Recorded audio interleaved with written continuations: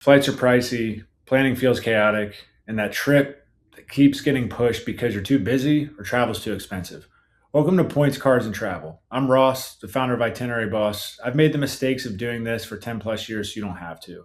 Each week, you'll get practical tools, point strategies, and expert guests with real use cases so you can travel better for way less using points and miles. Quick thing before we bring on our guests, if you're new here, go ahead and grab my free 5 step roadmap to your next free 5 star luxury vacation and the one card that gets you there, which you can find in the show notes. Now, let's bring on our guest and get into it. Ever pinch pennies all year for that one family vacation only to feel the budget blues afterwards? If so, I was just like you. After 3 vacationless years, I stumbled on credit card rewards travel and cracked the code to amazing vacations that I could actually afford. Welcome to Wonderland on Points. In this podcast, you will discover how opening credit cards strategically can save you thousands on travel. We're not just dreamers anymore. We're 2 adventurous moms turning dreams into reality. Join us as we spill all the points and miles secrets. And contrary to popular belief, you don't have to spend $1 million to earn 1,000,000 points. Traveling on credit card points isn't reserved for those with overflowing bank accounts. It's for everyday people like you and me, learning to turn routine expenses into free travel. Consider us your points travel guides. This is Wonderland on Points. Let the adventure begin. Welcome back to Wonderland on Points. We're so happy that you are joining us. Today, we have a great episode on tap. We are talking to Ross from Itinerary Boss. He is the founder and CEO of Itinerary Boss. He's going to tell us more about what he does and who he helps. And he's going to tell us a lot about really maximizing your points earning with real estate transactions, with revamping your home, when you're buying new appliances and furniture, doing a whole little remodel, how you can really use that to your benefit and then travel on the other side of all that spend. It hurts to spend money sometimes, but it's really fun when you get the rewards on the other side. So, Ross, thank you so much. Tell our listeners more about yourself, how long you've been traveling with points and miles. Tell us all that good stuff. That introduction was great. You're making me feel a little bit more important than I am. No, but it's great to be on. I love learning from Mary Ellen as well as you, Joe. And listen to your podcast. It's always good just hearing some of those. So truly appreciate you putting out all the great content. But yeah, Ross Alcorn. I help business owners optimize their everyday spend through credit card points, to then turning that into obviously what everyone listens in on, luxury travel. Usually I'm working with some of those higher spenders who are spending, over 500,000 a year. So they're definitely maximizing those. But for me, honestly, I started out as a PE teacher. So like that's Nice. Wow. I'm a former teacher too. Substitute teacher. So I PE Wow. major. So Okay. so I went in. I wanted to be a PE teacher, and then I substitute taught, and I was like, oh my gosh, this is a lot. There's 30 kids running around. I thought I could just go shoot basketball Loud and write kids. and have a good time doing it. So the reason I say that is then I transitioned from that and moved into the sales field. So that's really how I got started in the points and miles space. I studied abroad my junior year in Ireland, and that really gave me that international travel bug. We Yep. traveled a lot domestically, took 2 trips to the Bahamas in high school. But from there, starting to get that bug, being in sales, right? I had a corporate card, didn't get the points on the card, but personally did. And then got to learn the ins and outs of all the hotel loyalty programs through that, and was a road warrior, traveled 4 or 5 times a week as a sales rep. And on the side, started planning all our group trips all over North America. For our guys' snowboarding trips, we'd pick a destination in the West Coast. And then that parlayed into, well, why don't we go to Europe with 6 guys for 2.5 weeks? And I was the only smart one imagine trying to do that with like 25, 26-year-old guys. It was a lot. So I've learned a lot through that, made a lot of mistakes, but I was the only smart one who was actually like, hey, I'll buy our flights. I'll book our hotels. Yes, look I'll at get all the that. groceries, right? So like Y'all just that's where I Venmo me. started to learn, It's right? my Started to favorite. stack a lot of points. Then everyone found out. I think Uh-huh. that then Uh-huh. then you go to the grocery store and everyone's trying to slap their Amex Gold down. So that's kind of how I got into all of this. And in 2020 is really when I went down the rabbit hole because I stopped traveling for Yes. work. And I was like, okay, I'm seeing everyone on Instagram flying in business class for this, and they're using these points. How are they doing this? And that's what got me into doing, down the rabbit hole, really getting deeper. And I started my company 2 years ago. And just now it just realized the same questions were coming up, and business owners were the people where, from a consulting standpoint, I can go in and really help. And that's my background. So that's what I really enjoy.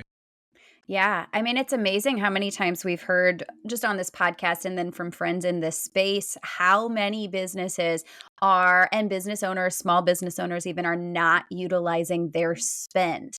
I mean, I would give absolutely anything to have a pile of business spend that could be making me points. So, and even reimbursable travel for your work. Like my sister, I've mentioned this on the podcast before. I'm going to call her out again. My sister traveled for work a ton where she could have reimbursable flights, and she's not getting these sign up bonuses from that spend either. So, I mean, it's a great place to be is consulting businesses because they just don't understand what they're leaving on the table. It makes all of us that have tiny businesses just a little angry. Yes, 100%. I think that's where, understanding that, but also showcasing for people who are just getting started out the importance of, even if you're spending a couple $1,000s, like Mhm. it's what's possible from over the years, what I was spending personally. It was little amounts of money, but how do you continue to, as you grow, if you spend more on your business, like how do you continue to just maximize that? So I Yeah. think that's sometimes that shift in mindset of, well, I'm not spending that much, but it's like, well, you have a business and you probably spend personally, like you can Yep. double dip on, right, on having those points to use. Absolutely. Absolutely. Well, for today, we're going to get into another passion that you have or something you've learned a lot about, and that is real estate. People have rental properties these days. There's a lot to be had in the world of just spending on your own home, maybe having a Airbnb type property. It can be a real gold mine for the points game. So, when did you start that realm of your? It seems like you have a lot of different interests and expertise in different areas. When did you get into the real estate side of things? Yeah. So 14 years old, I started my own grass cutting and dog walking business. So I Oh, started to yeah. kind of see, so that's what gave me the entrepreneurial spirit. And then when I was living in DC, I wanted to buy a house. DC is one of the most expensive places. So I was like, there's no way. So I had a bunch of friends who lived in Charlotte. My parents live in Raleigh. I decided, and someone mentioned when I was down here watching the national championship football game, this is how much we spent on this condo. And my jaw just dropped because I'm like, it's 4 times more expensive to live in DC. So I Yes. moved to Charlotte. And while I was doing that, I was like, okay, well, if I'm buying a townhome, I got to furnish it. If this episode is helping you out, could you hit that follow or subscribe button and also leave a quick 5-star rating wherever you're listening? So I actually went through Wayfair for my first property, signed up for the Chase Sapphire Reserve, got that welcome offer because I was spending, enough to hit that. And that's really how I started to realize, hey, wait, you can utilize this for furniture, expenses on your home. And those are just, things that you're going to have to pay for each month. So that did that on the welcome bonus, and then translated that to just, I had a Capital One venture because Venture X wasn't out yet, and just had the venture where then I just moved everything that was that reoccurring bill just to get 2 times the points, keep it super simple. And that's just an everyday driver that when a lot of people ask, what's a go-to card for it? That's a really good, easy card. And I know we can get into, there's some new ones out like the Mesa card, but that's one that I've used for, coming up on 10 years on a lot of stuff. And it's just super simple, get you those points. Then Yeah. obviously you can transfer those. Yeah, I think we're curious to know how many properties that you have right now, what's personal, what's rental. But I do, and we did not even put this in the questions that we prepared you with, but I would love you to speak a little bit to people who are interested in this, who might have the bug. But let's just at the top do a little bit of caution and wisdom when it comes to like the kind of person who is ready to invest in real estate, who's ready to be a landlord. What do you recommend in terms of realistically, you want to have this much of an emergency fund going into this? You want to make sure your finances are in this place, because I think a lot of people get stars in their eyes right now about landlording. I think it is all over TikTok. Like, this is just such an easy way, and it's an easy job. It's passive income. There is nothing passive, my friends, about being a landlord. It is problem after problem after problem. So do you realistically want to just have a bunch of debt, no emergency fund when you own a bunch of properties? No, you probably do not. So there's risk and there's wisdom, and I would love you to speak on that for a minute. Who do you think is the ideal person that we're talking to here if we're talking about getting into this world? Yeah, I love that you say that, because it all is right. It's all being transparent. It isn't for the person who's 23 who just got out of college, right? I was 27 and I had been saving, right, budgeting, investing, like felt comfortable enough. And yeah, I had plenty of emergency funds to, if anything were to happen. It was a personal property, so it wasn't a rental where, right, other people were in there. So I knew I was going to take good care of it. I did purchase the property brand new. I like to do that when we do it, and then we wanted to thank you for listening in and mention, if you want help applying this to your own spending and trip planning strategy, that's exactly what the Reward Strategy Lab community is for. You can find details if you want to join within our show notes. Now, back on with the show. Personally, we like to put 5% down just because you get a conventional mortgage, you have extra cash that's liquid. I like to invest in other areas like the stock market, things like that. But I think for someone who's just getting started, it's make sure you just have, I know a lot of people say 6 to 12 months emergency fund. Think what's best for you. Like, what do you feel comfortable? Where can you sleep at night? Because everyone's going to be completely different. There might be someone who says, I'm good, I have a high paying job, I know this is coming in. But if you lose that job, right, what do you have then to help? And exactly like you said, it's not all passive. It's not, hey, I just bought this, I'm gonna go kick back, drink, right, a drink on the beach. No, that's not it at all. There's a lot more people buying, there's a lot more competition. So just like anything, if you're a good operator, once you have a rental, you're going to stand out, but it's definitely not passive. It's just income that's going to come in and over time will build up from a cash flow standpoint. Right. So hopefully that's helpful. And I can provide more clarity if you want, but I think, everyone's different when it comes to that type of advice.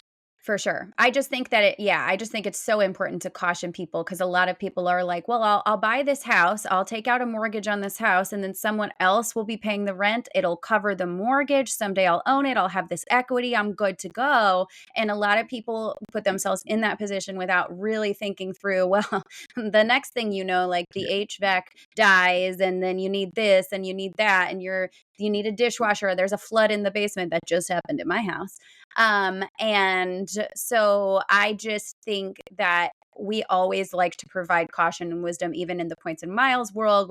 We're telling people to pay off their balances every month like that. So I just want to make sure we stay in that vein when we're talking about something that isn't a great opportunity, a great investment, a great way to do wealth building, a great way to earn points and miles. But just let's all stay clear-headed. Just like when it comes to choosing a new card, don't get shiny card syndrome. Yeah. Don't get I want to be a landlord syndrome, because there's a lot of myths out there about how glamorous it is, but it can be amazing.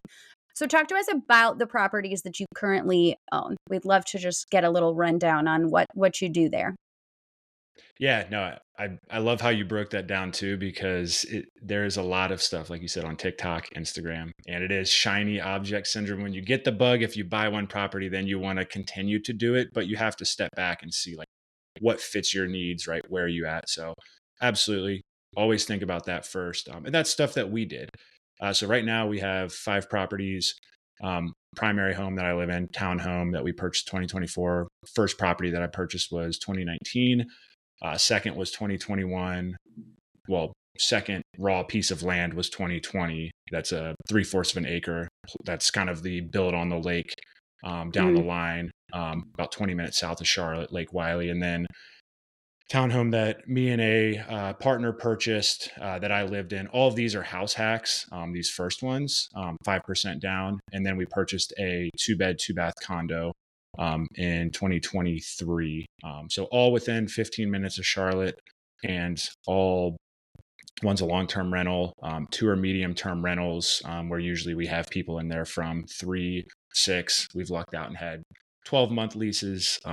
And yeah, it's been really good.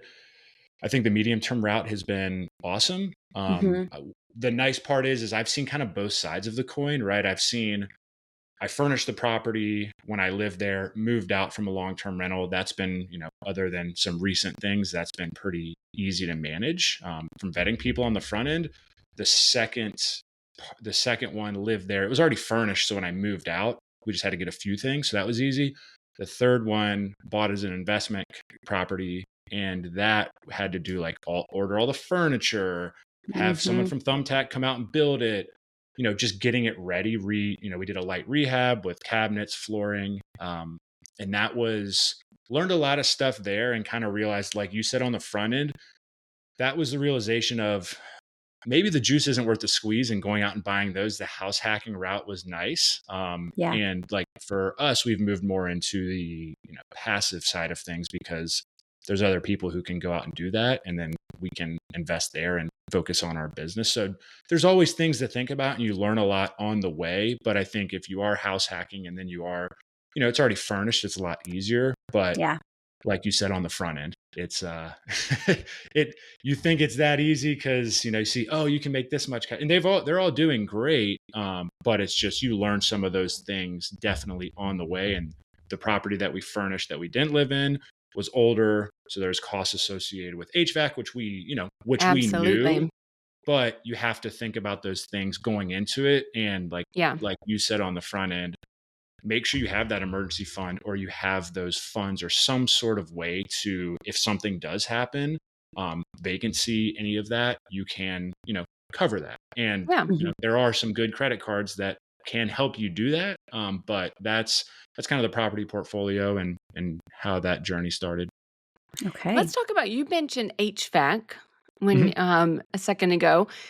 For either people who are having rental properties, or for the everyday homeowner, because I don't want to lose so many of our audience. Maybe you don't have rental properties, you're not interested in real estate, but you are maybe a homeowner, or even if you're a renter and you like to fancy up your house. One of the most frustrating things is when you need a contractor for something and they only want to be paid in cash. To know that there's this huge expense and you're not going to get any points for it, will just drive any of us award travel enthusiasts crazy. So what is the play here? What strategies have worked for you to find a way to use credit cards for some of these people who traditionally prefer to be paid in cash? Yeah, absolutely. And I can say from experience, I've made all the mistakes, right? Like I was the same way. I'm like, why don't they take this? What's the workaround? And then sometimes it was like, there was so much other stuff going on where I was like, you know what, I'm just going to pay them. It's not too much. But there's different softwares. Personally, it's called Plastiq, Plastiq. It's actually some guys from Amex who founded it, because same thing. They were finding that challenge. So using that, you can set that up personally if you don't have an LLC, or even if it's not a rental property where you have a separate business. That's a great way to do it. For if you go painting, a lot of the times, when we moved in here, we wanted to paint it not just the painter's flat white. We wanted to have a new color. My wife obviously was the one, the brains behind that. I was like, yeah, it looks good. But yeah, so that, and then any sort of general contractors, a lot of the times too, you can ask. I always ask first, and they may say, yeah, I can do it over PayPal. There's a 3% fee. That's totally fine. But if there's no way, that's the best option. I just had to do that for a bigger expense. And yeah, it was cash or check and just Plastiq, and it was simple, and it went over. You get the 3% fee, but if you're, listening to this podcast, I'm sure you're always trying to maximize points, and you're trying to get 2, 3, 4, 5 plus times. So I look at that as I'm going to get way more value out of that when I'm, flying business. Absolutely. In general, that 3% fee is always worth it if you're hitting a sign-up bonus. Not Mhm. necessarily the case if you're just getting a multiplier. So always do the math, guys. Don't just get excited about being able to put it on a card and spend an extra 3% there if it doesn't add up to the value that you think it does in the end. Um, I'm interested. So you talked a little bit about like Wayfair and using the venture to buy furniture and appliances and stuff like that. But for anybody who's outfitting a home or has to make a big purchase like that for a home, what other strategies can you give us for maximizing? Like, I guess I think I go to like every single shopping portal when I'm looking for a specific item to try to figure out what store can I buy this from that's going to give me the absolute most on top of a multiplier. Do you Yeah. have any great strategies for stacking, figuring out which cards to use, any great alert systems that you use? Like I know SaveWise is a good one that's come up Yeah. recently. It's kind of just sneaking up on us here that we're keeping our eyeballs on. So tell us how you do that. Yeah, Rakuten was one way. SaveWise, like you said, that's been amazing because you can go in and then now with also Rove, I think that's huge. I mean, if I can shop somewhere and then get Rove miles, that's and depending on right where I'm shopping.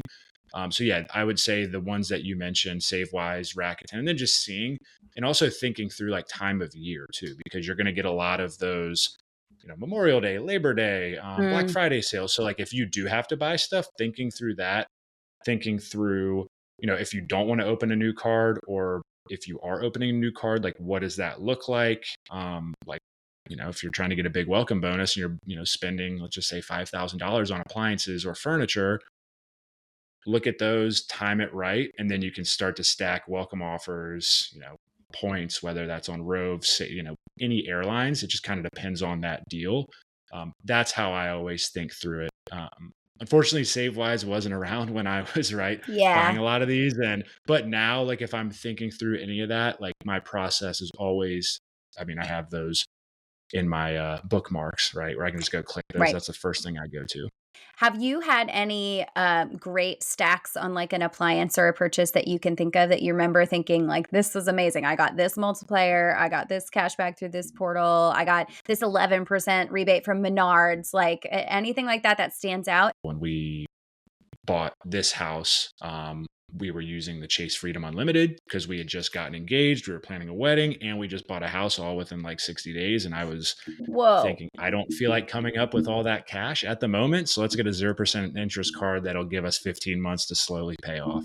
So that was probably one of the more strategic moves. And then we paired that right with our preferred and reserve and then the business cards and compiling those points. Yeah, there's so many great business cards. We're going to get into some in a little bit, but there are so many that have a high minimum spend for regular everyday purchases. But man, if you can capitalize when you need to buy some new appliances and hit one of those high minimum spends, it's really exciting because the business credit card offers are just huge. The sign up Mhm. bonuses are massive.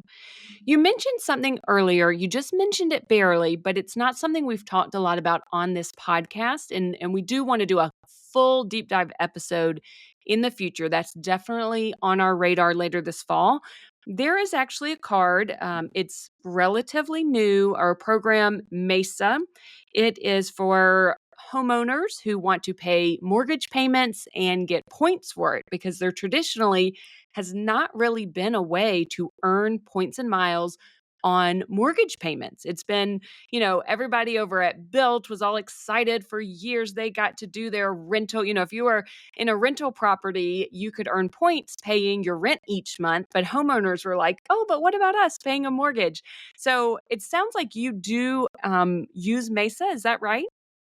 So we are actually applying for it. My Okay. wife is, yeah, my wife is, so I can stay under 524. We kind of have a strategy baked out for the next. I always like to look at it in years and like quarters and business and personal, right? So she's applying for that. But I actually had Kelly, the CEO, on my podcast a couple weeks ago. We did kind of a deep dive into it because most of my audience, right, are homeowners. They're starting to have kids. Yes. I'm starting to hear how much daycare costs. And I'm like, okay, we Mhm. need to talk through this, right? And a lot of people shop at Yep. Costco, and Amex isn't accepted at Costco. You can if you want to use your Freedom Unlimited or your, Capital One Venture X to get 2 times. But what I like about Mesa is they also get 2 times the points at Costco because it is Visa, and you get a $65 credit back. So like that pays for your membership. Or That's if you're an great. and if you're an executive platinum where you're paying $120, if you spend enough, you usually get a you check should. back. Yes, you do. Everybody should do that Yeah. because most people are at least recouping that $60 on that 2% back. You'll Hey, laugh. I there it just is. got this in the mail. He's Man, holding it up right now, guys. I went to Costco at 9 a.m. yesterday, and I was just walking through in the silence like, oh, I love this executive Yes. membership. Nobody else gets to come until 10. Highly recommend. Sorry to derail there. Keep going. No, I love it. You're not waiting outside tailgating 15 minutes for them to lift the right and see how fast you can get in and out to beat everyone. Trust me, we're Yep. we're the exact same right there. 100%. Oh, that's amazing. I feel like you were in the middle of answering a question and I like derailed us I with was just that. asking about the Mesa. You were just starting to tell us why you were going to get the Mesa card, I guess. Yeah. So I think those things. Costco. Obviously, we all have a shared passion there. Yes. But being able to do any sort of home renovations, home decor, like they're doing a really good job of building out something for the homeowner who, Mhm. whether you're a points and miles enthusiast or whether you just want a simple everyday card, and then being able to transfer those points, I think is huge. They have very good transfer partners like Air Canada, as well as Cathay Pacific. And I know there's a couple others, Thai Airways, Air India, and then they're adding on more. I was trying to get it out of Kelly, who's next, because obviously I'm chomping at the bit to see how can I use these as we plan this out. But yeah, no, it's definitely a great card, and you can earn 1 times the points on your mortgage up to 100,000 points a year. So if Wow. your mortgage is around maximum 8,000, that's probably going to cap you out. And then what they're doing on the back end, and he can get more into this, happy to connect you all, but they're doing where if you refinance, if you do a home equity line of credit, if you do your loan with them, you can get up to 1 million points on that loan.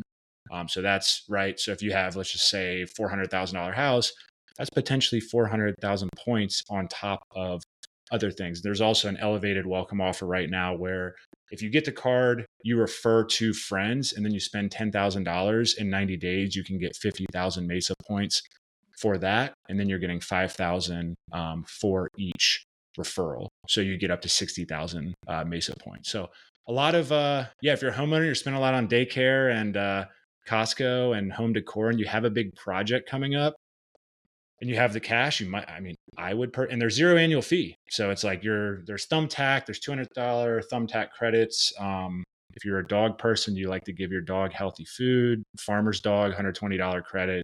Wow. I think it's a good card. Obviously I've dove deep into it because Yeah. we weren't around for the built card. The built card was after we had purchased, so I haven't gotten to take advantage of it. So when you said those homeowners who were itching for that to come out, I was that exact person. Yeah. I mean, guys, I'm the one renter still remaining over here because we're locked into the most amazing rental rate ever. But someday, I am curious to see though. I think Mesa coming on the scene pushed Built a little bit more because they've been talking about, well, you're going to be able to pay your mortgage, but it hasn't really happened. And I just want everybody to know that it has now been announced that there will be a session at the Travel More conference coming up here in a couple weeks. I actually don't know when this episode's releasing. Maybe it's happening right now as you're listening. Who knows? But Richard from Built is giving a full hour-long session, and I imagine we'll be getting some really interesting, potentially insider information during that. So Built might be sneaking up on Mesa as well. It'll be really interesting. I hope so. I like the competition. Yeah, I love it. More it fuels them to do more perks right for us. Good. I saw they're coming out with 3 different cards, so I'm very interested. Unfortunately, I can't make Travel More Con. I had already made a commitment for those same dates for another conference, or I would have. I know. So you obviously are a business owner, and I guess we didn't specify specifically. You said you have short-term rentals, so that in my head, that's always Airbnb. I guess you don't necessarily have to use the Airbnb platform for short-term rentals. But either way, no matter what platform you're using, what do you want to say to people about keeping personal and rental property expenses separate? Do you separate by card, one card per property, or do you do all business on one card and personal only on another? Talk to us about the separation of those two things. Yeah, absolutely. So I keep everything separate, right? Nice and clean, makes your CPA very happy, makes your life a lot easier at the end of the year. Tracking is super simple. So yeah, each property has its own card that goes along with that. So we do mainly medium terms, whether it's on Airbnb, whether it's on Furnished Finder, Zillow, all the platforms. But yeah, one card for those properties, and then each of those expenses goes on those. For the personal side of things, we just, we have a combined card that my wife and I use. But once, if we turn that into a rental and we have that, we'd have a business card for that. And even if you don't have an LLC and you're a sole proprietor and you want to say you just live in a house and you move out and you want to Airbnb it and you don't get to formulate an LLC, you still can go apply for that business card with your social and get approved for that. I personally just like keeping everything separated, having it in that LLC just from a liability standpoint. So yeah, we keep everything separated. And then the best part about that is if you are creating those LLCs, you can get multiple business cards. And you can, and for each of those, you can get different ones. And that's where you can start to get those bigger welcome offers and then earn more and more points. Because then you're thinking of 5 properties, personal spend, and the travel company that I have. Right. Like that's where it starts to get fun. Yeah, absolutely. And all of those, I think people don't realize how easy it is to make an LLC and really how cheap it is as well. Like it's actually not, you can pretty much just go online and knock it out. I think maybe $50 is how much I remember spending. So Depends on your state. Depends on your state for sure. Well, I'm in Missouri, guys. So it's cheaper in Missouri. I can tell you that. It's cheaper in Missouri. We did research which state our LLC should be in. So, I just wanted to throw that out there for people considering that it's not this big legal scary process that people think it is. What mistakes have you seen new investors trying to use credit cards with their real estate or properties? Are there any mistakes that you've seen that you can kind of warn people against? Yeah, for sure. I think it's common, like what you said, is paying off the cards on time. Some people, I was talking to someone the other day where like, oh, I have all these different dates and like I've missed payments and gotten interest on those. So I think it's first and foremost, like just going back to the basics of making sure you have it on auto pay, you're paying off that balance on time. And if you have multiple properties, the first thing you should be doing from an organizational standpoint is reaching out to the bank and trying to get all of those all those due dates on the same or around the same date. So you're not having to do those mental gymnastics of, great, I have it on the 11th and I have it on the 18th and the 25th, right? Just make it super easy. And put on, auto pay and just setting yourself up right off the bat is the best thing. And if you start to have multiple things, whether that's loans, HELOCs, whatever that may be, Monarch Money is a great platform that you can track all of that in there. So that just getting set up from the start is really important. I think also too, not hitting welcome offers. That's like, it's kind of common sense, but like, oh, I got this. So like, for a little bit, I didn't have a credit card for one of my properties because I was like, I don't have enough point. Like I'm going to wait until I have something and it took, 6 months, but then I was like, okay, cool. I'm going to go get an Amex Blue because that's a smaller, minimum spend over 3 months, but I can hit that. It's more attainable. So I think always thinking through, don't just go grab the Amex Platinum because it's shiny and they send it to you in the mail and they're like 200,000 points. Are you going to spend 20 grand in the next 3 months? So I think it's thinking through, what does your budget look like, planning that out, mapping that out, and just working within that. So that's probably the biggest mistakes I see, on top of the things that we talked about at the beginning of different, not using, paying contractors by, ACH debit. And that happens across the board. People who are developers, flippers, people who are spending hundreds of thousands of millions of dollars that's where I've come in and really help understand. And yeah, it's kind of crazy. Sometimes we're showing that we're getting people like 5, 10 million plus points off just those simple shifts. Wow, Wow. that's massive. I want to stack on top of this really quick when we're talking about mistakes that can be made. This sparked a memory of something that one of our, someone we've had on the show a couple times now, people will remember Cami, the travel journalist, but they also get into the property side of things. And she was telling us on one of the episodes where we had her on that she got denied for her very first card. And they've been in this game a long time. They've got business and personal spend, and she wasn't sure why. Well, she came back to let me know that they had a home equity line of credit that had expired. It had like reached its 10-year point and it closed. It was nowhere on their radar. But what that did is it completely shifted their credit history, because a really long line of credit that really changed their average suddenly closed, went away, was nowhere on their credit report anymore. And then all of a sudden they had a lot of these newer, more recently opened lines of credit cards, whatever, that made their average age of their credit lower and led to them being denied for the first time ever. So obviously there's a little bit of a difference in business and personal and which things hit your score and which don't. But you need to be aware as you're getting into this world of like how much those lines of credit and all those different things do affect your length of credit history. A lot of people don't even know it's an average. I just learned something new. I know about the average, but that closing out at 10 years, because I have one that's 10 year and I'm on year 5, 6. So yeah, that's good to know. Yeah, something to keep I mean, when she said it, I was like, well, this doesn't really apply to me. I'm not sure who this applies to. And now here we are. It There we applies go. to some people clearly. So this was the perfect time to bring it up for sure. I feel like as we're starting to get towards the end of this here, if somebody was interested in doing this, they wanted to go buy their first property, they also wanted to leverage credit card points, what is the first step that you would recommend for somebody?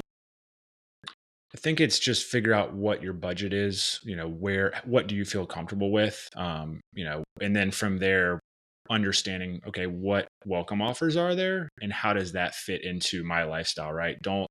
It's always doing what's best for you, because someone who might be single, who has a ton of income might be like, oh, cool, I can go get this card. But if you're like, hey, I'm trying to buy a home and I'm trying to budget here, and I just want to get a welcome bonus to go on one domestic trip with my fiance, wife, friends, whatever that may be. If you have a family of 4, that's going to look different. So I think always just thinking through like what works best for me. And like we talked about earlier, not getting shiny card, not getting shiny object syndrome, but just if you're listening to this podcast, you're probably learning best tricks from Mary Ellen and Joe. So just continue to listen to this podcast, right? There's so many people out there who provide a lot of value. And just focus on what works best for you. That's always my piece of advice to really anyone getting into this space. And don't have, make sure your financial, foundation is in order. If you have, any sort of bad debt, if you have a problem with spending, any of that type of stuff, focus on that first before, because it negates, Definitely. right? It's going to X one another out. The points aren't going to be worth it. So that's always getting those foundations in place. And I have people who I talk to and they're like, hey, I had a bad spending habit. Like, I don't want to do this. It's just from a self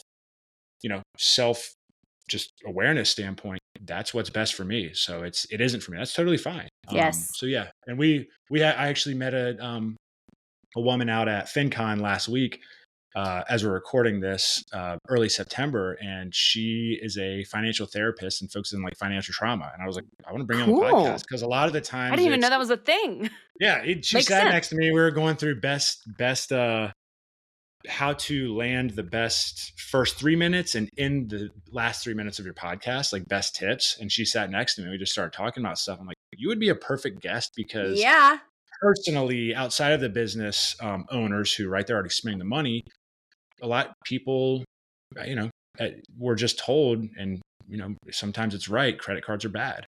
So yes, you're preaching to the choir here. Yeah. So it's, and it's not like, so it isn't really selling people. It's just providing people that, hey, look, like if you have these past mistakes, any of this, right? If your family had the bad spending habits, you've seen this, that, providing people with that pathway of like, it's okay if you're starting to do the right things, or if you have done the right things and someone else had bad mistakes, like you can reward yourself. But I think it's cool because she's seen all of those different, all those different examples and worked with those people. So yeah, I was just like, hey, come on the podcast.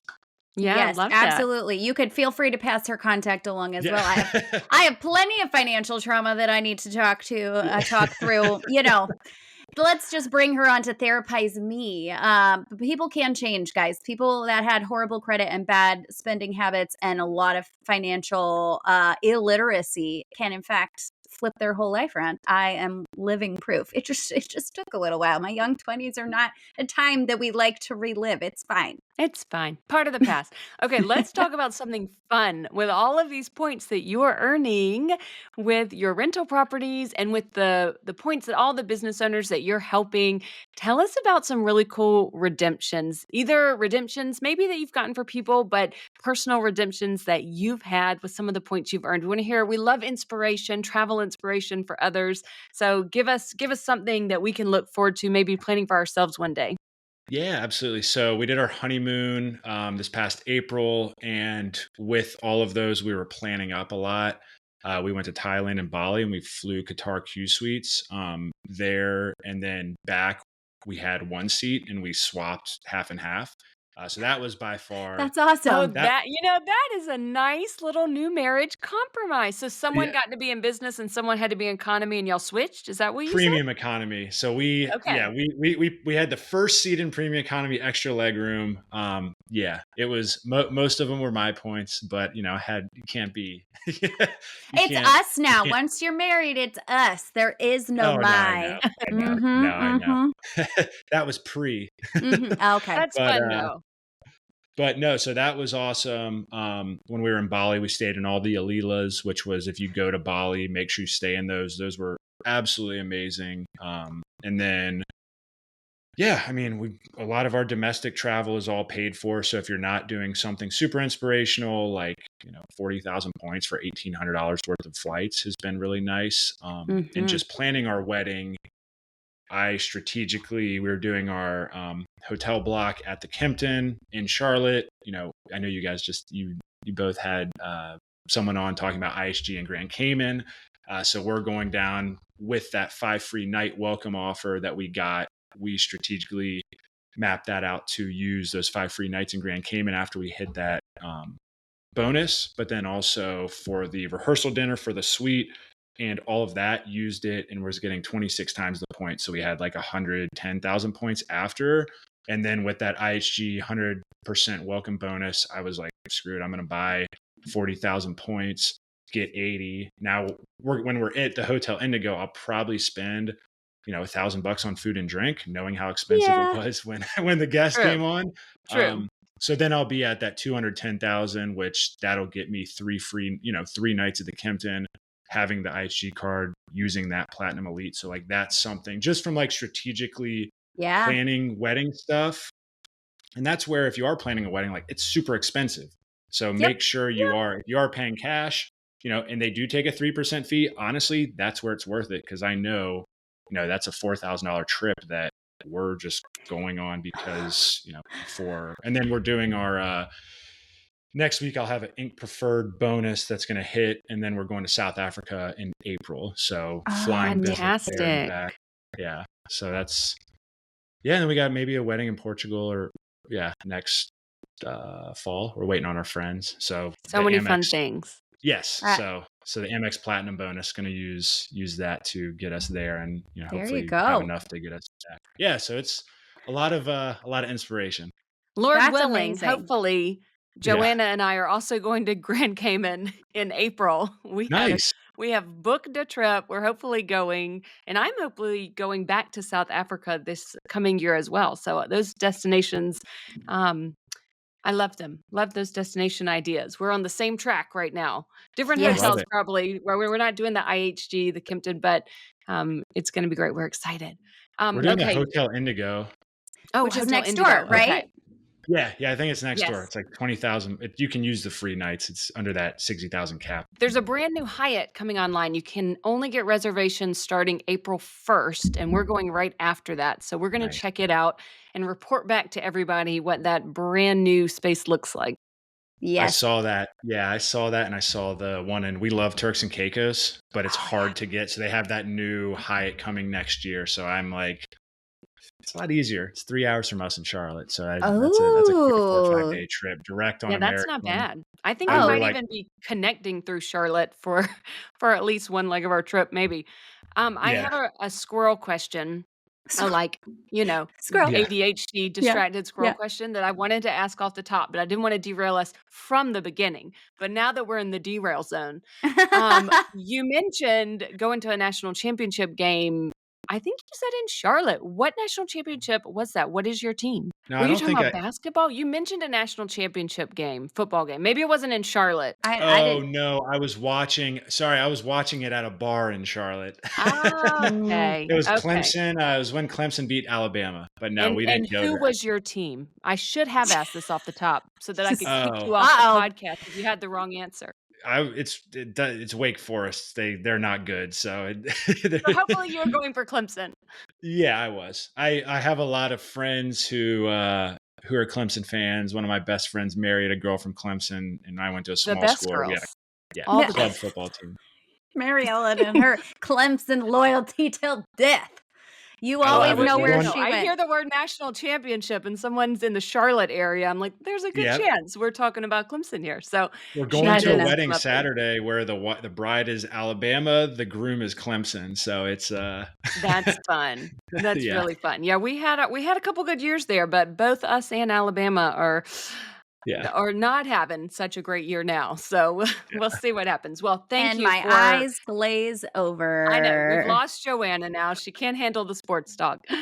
But I appreciate it. And I also, this is another squirrel moment, but we're talking about all this real estate in Charlotte. I would be remiss if I did not mention my favorite real estate agent in Charlotte, and that is Katie Wright. So if you are in the Charlotte area looking for a home, look up at you. Katie Wright. She's fantastic. One of the most fabulous people that I've ever known in my life. So look her up. Just I love it. dropping names right here. Name dropping. This is actually a good ending place though, because before we have you tell us where you can find us online, do you have people that our listeners should follow who you feel like give some great real estate advice, really wise, good Instagram accounts in this space to kind of get people started? Yeah, Bigger Pockets is really good. There's actually a podcast. So I listened to Bigger Pockets when I first getting started, but they actually have another podcast through Bigger Pockets called Real Estate Rookie. And they break down everything very simply. They bring on people who have done it, who maybe have one property, kind of tell their story. I'm actually going on there in October to do 2 segments, one on real estate and one on points and miles, because they haven't really had anyone in that space do it. But it's not me promoting myself to go listen to it. I literally listened to them for like 5 years and got to meet the host, Tony at Robinson. He's a good person to follow too. Out at FinCon last week, and it just made sense. And they truly have helped us build out just a small portfolio. So that's a good podcast to follow, good people to follow. And yeah, from there you can go down the rabbit hole of who you like and what you want to do. That's perfect. I will link that all up in the show notes for you guys. And where can everybody find you online and in the podcast world? Yeah, so all my socials are Itinerary Boss, super simple. And then our podcast is World Travel Made Easy. And that's on Spotify, YouTube, Apple. Just keep it simple. Amazing. Website as well? Yep. Everything's just Itinerary Boss and then .com, obviously, for the Beautiful. website. Okay, I will link everything in the show notes for that as well. Thank you so much for coming on today and telling all of our listeners all of this. Obviously, this is a very new thing that we're exploring here on the podcast. So hopefully everyone found it interesting. I'm going to recommend that everybody visit the show notes, follow you in all the places. And of course, if we have any business owners here, Ross is the expert. He's the boss. I thought Ross, the Itinerary Boss, had a pretty nice ring to it. I don't know if that was on purpose. but it sounds great. Yeah, it's an inside joke where I'm making fun of myself. My friends used to make fun of me because before ChatGPT, I would, be just like, hey, what do I have to do today? And then I planned all our trips, and they're just like, all right, so what's on the itinerary? That just became a saying. And then when I was younger, Ross the Boss, Ross Boss. When Rick Ross came out, Rick Ross the Boss, it just caught. So I was like, what's kind of catchy? Let's go with that. It's worked. It's perfect. It's flawless. It has it feels like you should have a little jingle, Ross, the Itinerary Boss jingle at the beginning of like your podcast or something. So if you don't already, there you go. You can have that one for free. I will not trademark that idea. I love it. I love it. I appreciate it. Thank you so much for joining us today and giving us your very valuable time. We really appreciate you. Yeah. Thanks so much for having me. Keep up the great work. And everyone just continue listening to Mary Ellen and Joe. They provide awesome tips. Thank you so much for saying that. That is so nice. If you enjoyed this show today, please consider writing us a review or clicking 5 stars wherever you listen to your podcasts. And please subscribe and follow along so that you never miss an episode. You can follow the podcast on Instagram or YouTube at Wonderland on Points Podcast. You can find me on Instagram at Family Travel for the Win with the number 4. And you can find me on Instagram at Points to Wonderland. If you're thinking about getting a new Travel Rewards credit card, consider using the links in our show notes. Using our links helps to support us and keep our podcast going so we can provide you with all the latest tips and tricks when it comes to traveling on points. And if you aren't sure which card is right for you, shoot us an email at wonderlandonpoints@gmail.com. Thank you so much for joining us, and we will see you here next time. Really appreciate you tuning in today. Before you go, again, if you're new here, grab my free 5-step roadmap to your next free 5-star luxury vacation and the one card that gets you there in the show notes. The main takeaway from today is you don't need more time or money to travel better. You just need a simple plan and the right strategy in place. My final thought is travel is supposed to feel exciting, not overwhelming. Take one thing you learned today, apply it this week, and your next trip gets easier starting now. We'll see you next episode. Really appreciate you tuning in.